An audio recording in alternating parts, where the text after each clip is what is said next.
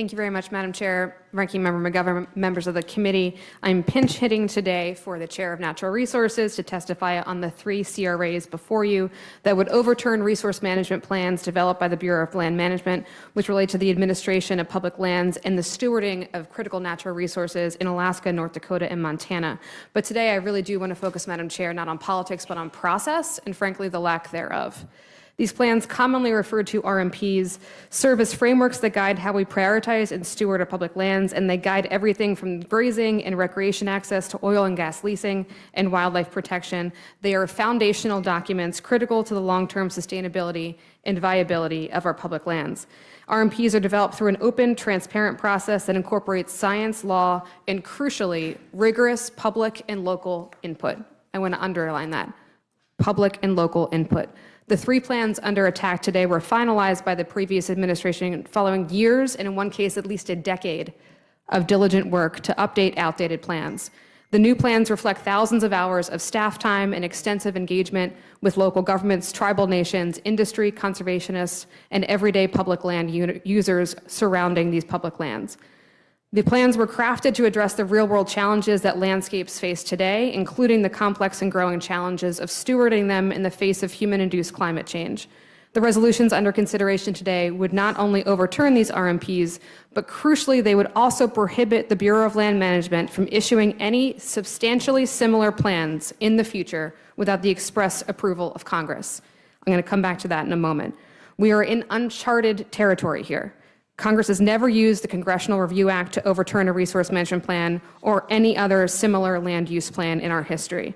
And frankly, I'm confused by the choice of the CRA, this tool, to override the RMPs. It handcuffs not just this Congress, but every future Congress from addressing and stewarding these natural resources on behalf of taxpayers.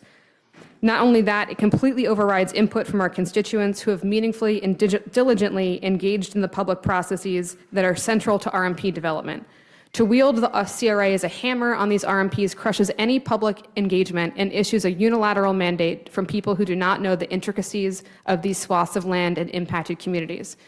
While we were talking about Western states, if this were my district, which were subject to a CRA like this, I would be furious because nobody knows a district better than our constituents. This body is now removing their voices from this critical process. Each of us represents a district that is itself a delicate ecosystem with competing interests, unique challenges, and ample opportunity. Why would we limit our power to effectively represent our districts with these CRAs? And what right do we have to say these years of constituent engagement no longer matter to this Congress? That is the message we are sending with this unprecedented move to even consider RMPs under the Congressional Review Act. The fact is that each of these RMPs being threatened today were years in the making. The RMP in Miles City, Montana covers 1.7 million acres of land and dates back to 1985 and was last updated in 2015. HJ Resolution 104 would put an end to this plan that was finalized after years of public comment, and I have a note here, 167 public comments. Environmental studies, feedback from Montana's Republican governor, and constituent engagement. The 2025 RMP in North Dakota relates to 58,000 acres of surface land and 4.1 million acres of mineral estate. It amended an RMP from 1988, the year I was born, to ensure that the best available science was used for land use determinations and that constituents currently impacted by these decisions had a seat at the table.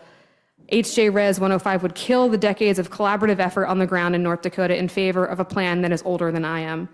The RMP developed in the central Yukon of Alaska streamlined and modernized 3 outdated plans from the 80s and 90s.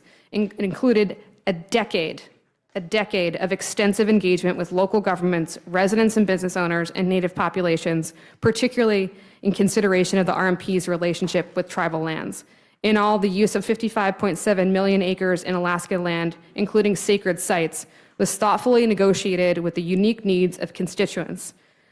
HJ Res 106 would unilaterally overturn all of that work. While I understand there are different views on how to manage public lands, this is not how we resolve those differences. The Trump administration has every right to go through an established process to review, revisit, and update these plans. I would disagree with that, but that is the process that we've established in coordination with local land users who will be affected. But the CRA is the wildly wrong tool to use here. It is not designated for this, and as the old saying goes, just because you can doesn't mean you should. Let's not open a Pandora's box we cannot close. I urge the committee to reject these reckless resolutions and protect the integrity of our nation's public land planning process. I yield back.